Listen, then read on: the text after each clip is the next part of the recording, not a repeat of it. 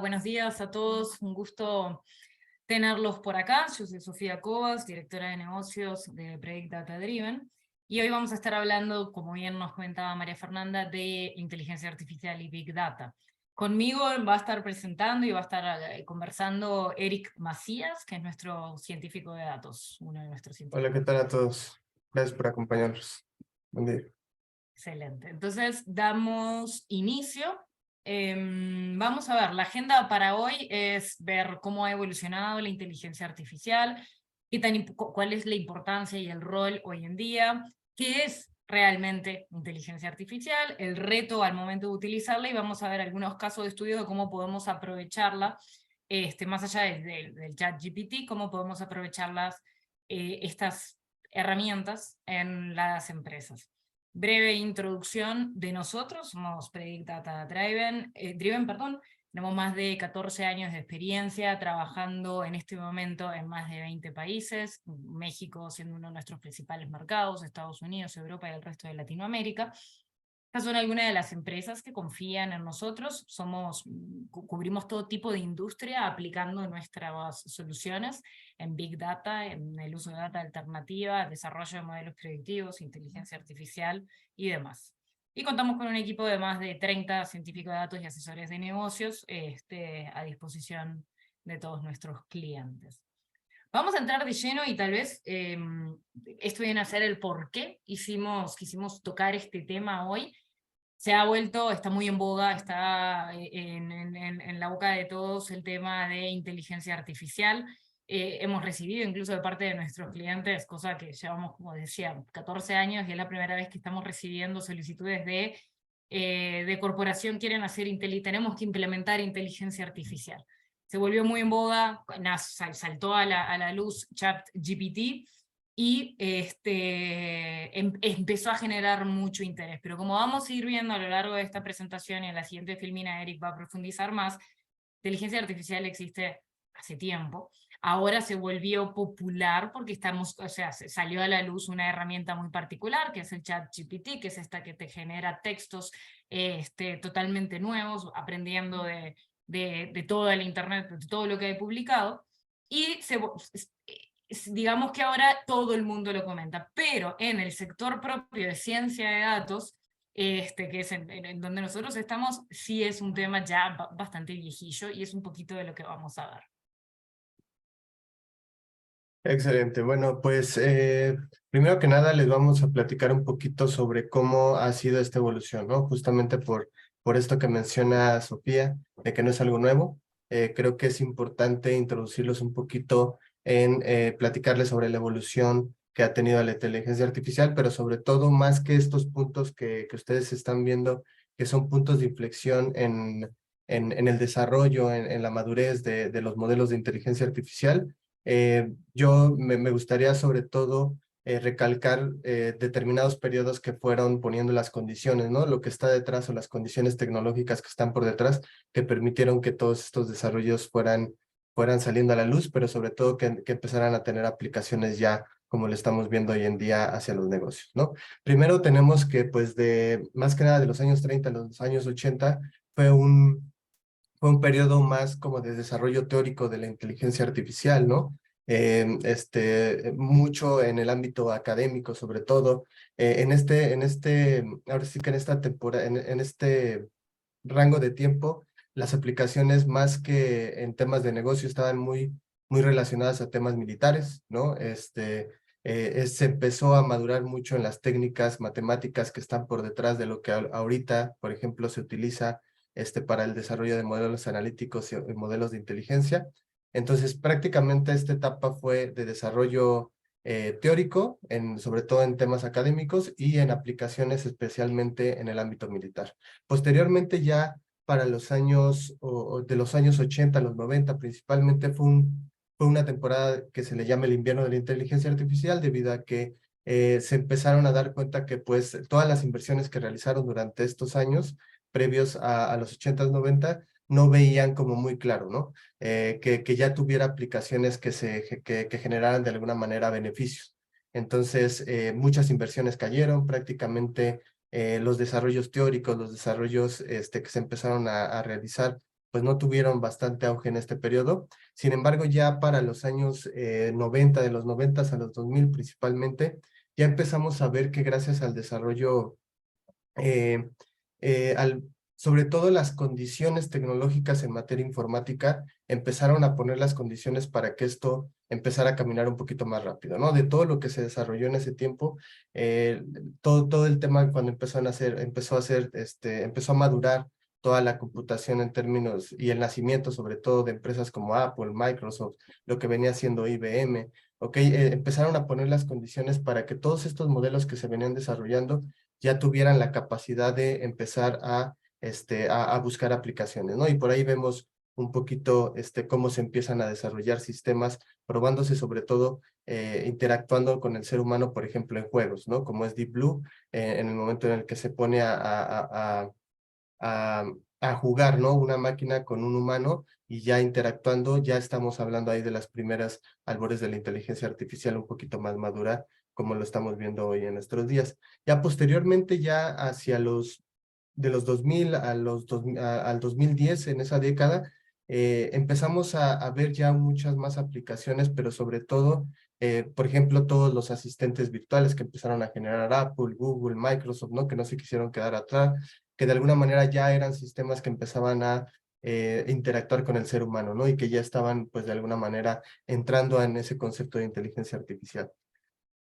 Pero más que las aplicaciones en concreto que empezaron a generar, esto se empezó, o esto lo permitió también una base importante en la tecnología en la nube, ¿no? Que empezamos a tener uno más disposición de información, todo lo que de alguna manera es el Big Data, empezamos a tener mucho más poder de cómputo para el almacenamiento de esta Big Data, pero sobre todo para su procesamiento, ¿ok?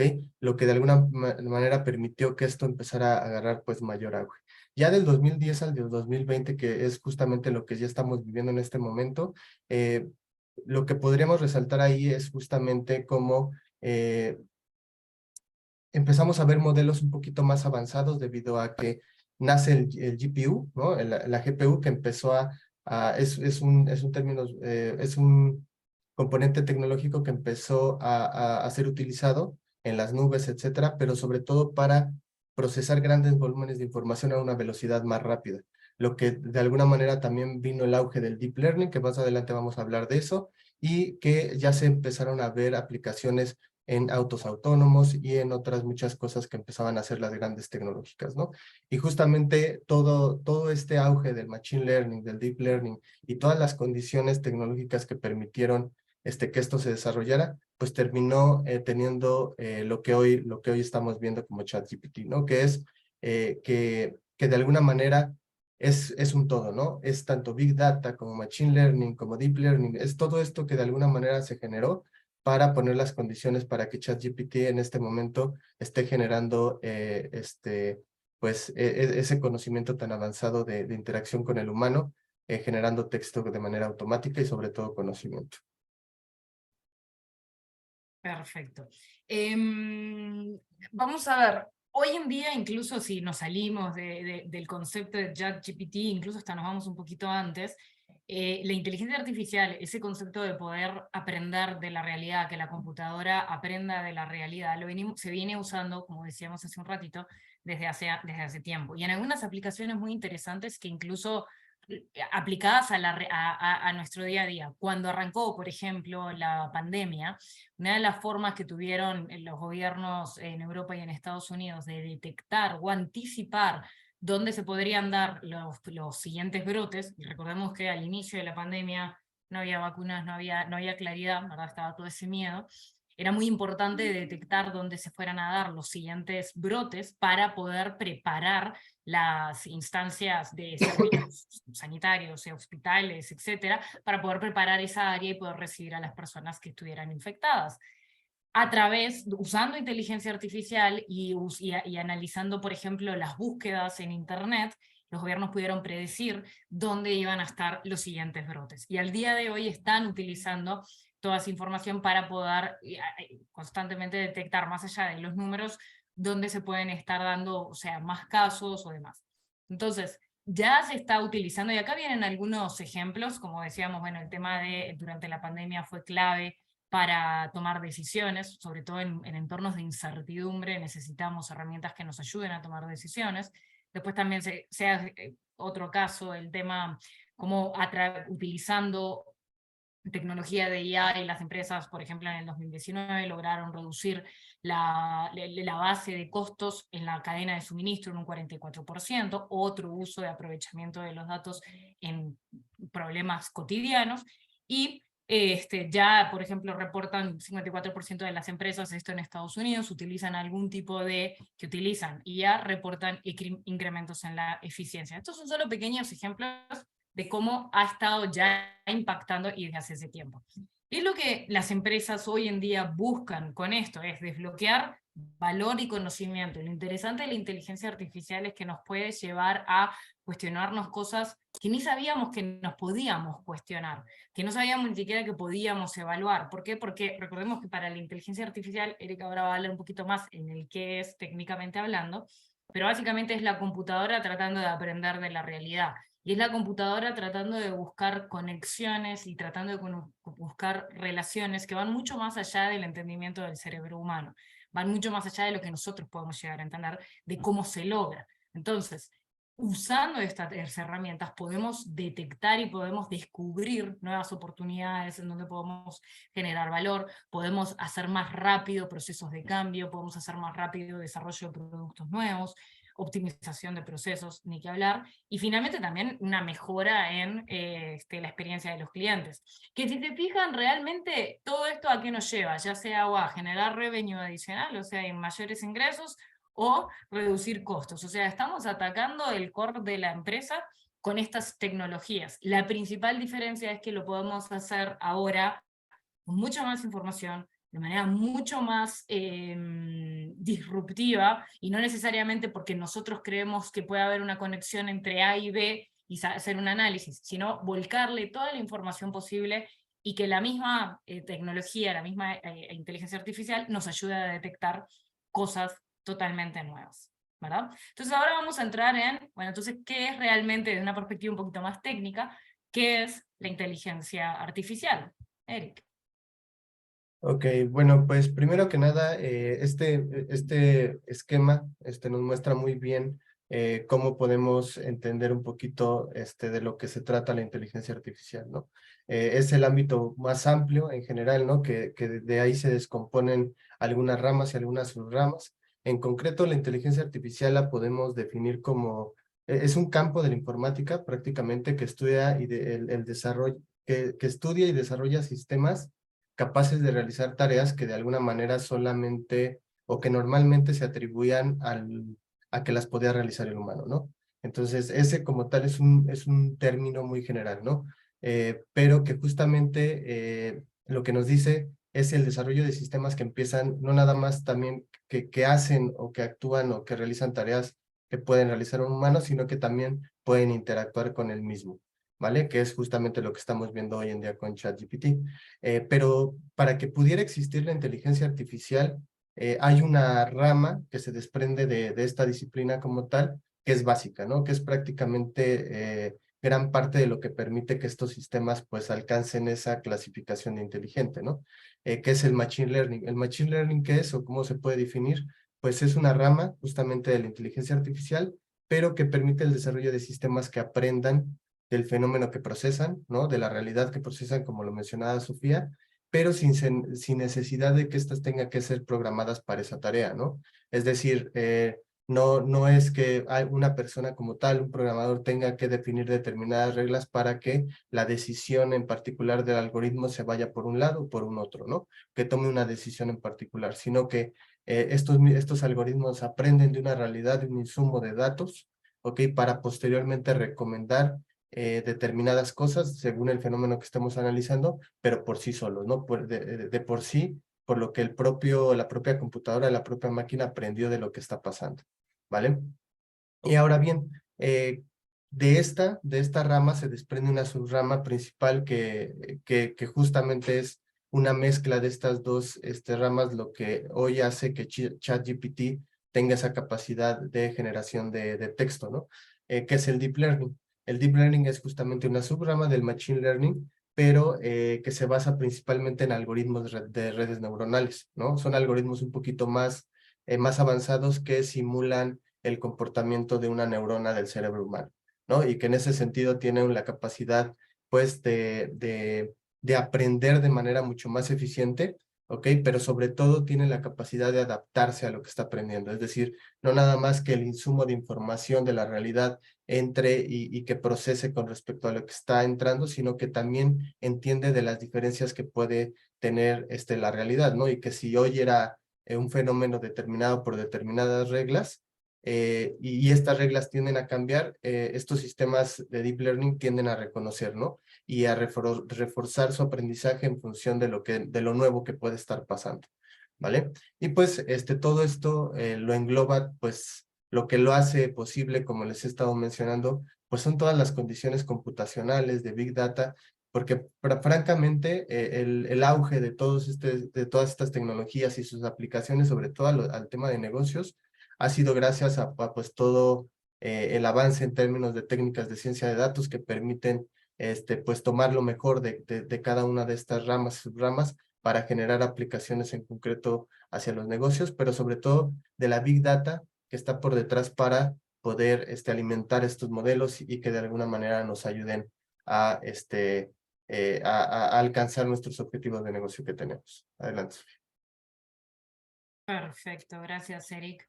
Entonces, tal vez en lo que después de haber visto todo esto, lo que podamos sí concluir es que la inteligencia artificial es una herramienta, ¿verdad? Muy poderosa, lo hemos visto con ChatGPT, de todo lo que puede llegar a ser, digo, lo hemos visto en el sentido de a nivel más popular, pero no deja de ser una herramienta, y como toda herramienta tiene sus oportunidades y sus retos. La oportunidad principal es poder lograr que aproveche, o sea, con la inteligencia artificial, buscar que aproveche efectivamente todas las fuentes de datos disponibles, porque ahí es en donde se vuelve aún más interesante.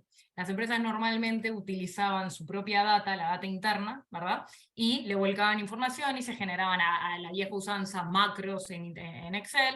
Después ya fue mutando un poquito más y ya tenemos, o sea, obviamente las empresas están utilizando soluciones más poderosas hoy en día, pero muchas están todo enfocado en sus propios datos. Es una realidad que ya conocen, por decirlo de alguna manera. ¿Dónde se puede esto volver muy interesante? En el momento que le volcamos otro tipo de datos, desde datos públicos, data alternativa, como por ejemplo, nosotros la data alternativa es todo lo que se genera a través del Internet, o sea, a través de cualquier cosa, pero es datos que no fueron creados específicamente para ser usados en algo, en lo que lo íbamos a usar, como por ejemplo data alternativa son los precios de las bienes raíces en las ciudades. Data alternativa es la movilidad de las personas vía uso celular o vía dispositivos en los vehículos. Eso es data alternativa. Y data geoespacial, bueno, ya data asociada al espacio, ¿verdad? Entonces, cuando combinamos todo esto, es que podemos lograr darle realmente a nuestra data interna un contexto de la realidad y se pueden nutrir, y ahí es en donde podemos explorar y descubrir cosas nuevas. Ahora bien, ¿dónde están los retos? Uno, la calidad de la data. Por ejemplo, nosotros tenemos clientes que nos dicen, vamos a desarrollar un modelo predictivo para determinar cuántas personas tienen que tener su fuerza de venta en distintos lugares, en distintos momentos, ¿verdad? A nivel nacional. Y nos dicen, nuestra data está perfecta, está ordenada, porque viene de nuestros sistemas. Nosotros ya sabemos, nunca la data está perfecta. La data siempre va a estar sucia, y ni que hablar si hablamos de datos externos. La data siempre está sucia, entonces hay que aprender a trabajar, hay que aprender a limpiarla, hay que aprender a prepararla, y hay que aprender a extraer las variables adecuadas que nos interesan de la información. Los científicos de datos más jóvenes, los que vienen recién salidos de las escuelas, lo que hacen primero es, le vuelcan toda la información y prueban 1,5 millones de modelos y prueban 1,5 millones de cosas y dicen, no, no tiene poder predictivo, no sirve. Y a veces no es que no sirva, sino es que hay todo un arte, ¿verdad?, en extraer de las variables extraer de la información las variables concretas que pueden tener poder predictivo y que nos pueden ayudar realmente a entender el problema. ¿Para eso qué se requiere? No se requiere solamente un científico de datos, se requiere un entendimiento profundo del negocio, se requiere entender hacia dónde queremos ir, qué es lo que queremos lograr, cuál es el objetivo de aplicar esto. Entonces hay que combinar esas dos, llamémosle instancias o expertise, La parte dura técnica, sí, saber usar los modelos, y Eric puede, o sea, hay N cantidad de modelos. Pero lo otro importantísimo es entender el negocio y poder desagregar esa información en las variables que efectivamente necesitamos y que efectivamente nos pueden ayudar. Y como decíamos, bueno, tener objetivos de negocio claros. Y por último, utilizar las técnicas y la metodología adecuada. Para lograr realmente inteligencia artificial se necesitan volúmenes de datos importantes, grandes volúmenes de datos, porque como bien decía Eric, finalmente mucho de la inteligencia artificial es el tema de las redes neuronales, es el tema de ir el cerebro, o sea, el cerebro de la computadora busca ir conectando distintas variables. Para que realmente pueda aprender, necesitamos mucha información, mucho histórico, no nos sirve saber, bueno, con 100 piezas de información. No, se necesitan volúmenes mucho más grandes y se necesita la tecnología adecuada. Eso a veces puede ser un reto. Y lo que hemos visto es, depende mucho del estadio de cada empresa, en qué momento puedan estar. Hay empresas, por lo general, las empresas arrancan apoyándose en empresas externas, de que les dan consultoría, que les preparan cosas, y paulatinamente, a medida que van agarrando el expertise adecuado, empiezan a generar sus propios equipos de BI internos, y finalmente tenemos ya en el extremo opuesto empresas, por ejemplo, Accenture, sí, Accenture es una de ellas, que por ejemplo Accenture tiene hasta su propio equipo de BI que sirve a toda la corporación y hasta tienen bibliotecas internas de datos para ser consumidas por este equipo de BI, o sea, ya yéndonos al extremo opuesto. Entonces, va a depender mucho del estadio de la empresa en la que esté, cómo esto se puede aplicar a lo interno, ¿verdad? Y cómo se puede aprovechar y empezar a buscar resolver preguntas que podamos tener. Hay mucho miedo en el sentido, y es lo que vemos en esta métrica, que el 75% de los tomadores de decisiones tienen miedo de perder relevancia en el mercado.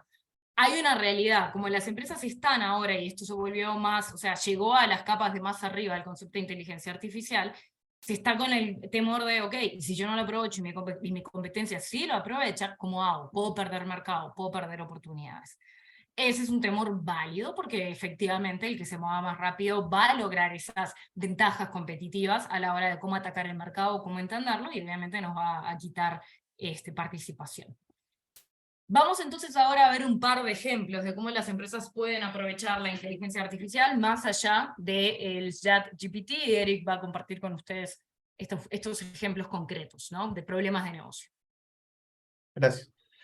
Bueno, pues ya entrando un poquito más ahora sí que en proyectos que de alguna manera nosotros hemos ejecutado utilizando pues todas estas técnicas de las cuales ya les hemos comentado, y sobre todo aplicando pues metodologías como bien lo menciona Sofía, ¿no? De un buen entendimiento del negocio, del problema, que es básico, ¿no? Para justamente generar soluciones que no se queden guardadas ahí en el cajón, sino que efectivamente tengan resultados para los negocios. El primer ejemplo que traemos aquí fue una solución que diseñamos para una empresa de consumo masivo, en la cual el problema principal era cómo identificar puntos de venta en un canal bien complejo, que es de múltiples puntos de venta que existen a nivel nacional, pero para clasificar aquellos que fueran adecuados para establecer diferentes tipos de planes de lealtad. ¿Vale? En ese sentido, nosotros diseñamos toda una metodología, una solución, obviamente basado en estas técnicas que ya les hemos comentado, utilizando Big Data, utilizando tecnología para el procesamiento de utilizando algoritmos avanzados para detectar justamente patrones en ese sentido, pero más que lo técnico y sin andar tanto en ese punto en particular, ¿qué fue el valor del negocio que nosotros le dimos al cliente? ¿No? Pues nosotros al justamente identificar aquellos puntos en los cuales sus planes de lealtad vendrían teniendo el mejor rendimiento, ellos permitieron pues hacer más eficientes sus recursos al enfocarse solamente en esos puntos en los cuales de alguna manera saben que con una probabilidad alta sus planes de lealtad iban a funcionar, ¿vale? Esto de alguna manera, al enfocar sus esfuerzos en introducir sus planes solamente en estos puntos, pues también permitió que se tradujera en incremento en ventas, ¿no? Debido a que simplemente detectamos aquellos en donde un plan de lealtad tenía la mayor probabilidad de éxito, ¿vale? Obviamente esto se refleja en incremento en las ventas, pero sobre todo en hacer más eficientes sus recursos en el momento de asignar estos planes de lealtad. Siguiente, por favor. Ahora bien, en este caso que también les voy a platicar, se trata de una empresa multinacional que proporciona materiales especializados a múltiples industrias. Su necesidad en concreto era pues, una forma eficiente y rentable que les permitiera identificar clientes potenciales de un sector en particular, ¿no? Es decir, que tuvieran, bueno, no de un sector en particular, simplemente empresas que tuvieran instalaciones de almacenamiento en frío, ¿no? Para justamente ofrecer un set de servicios y productos que ellos manejaban.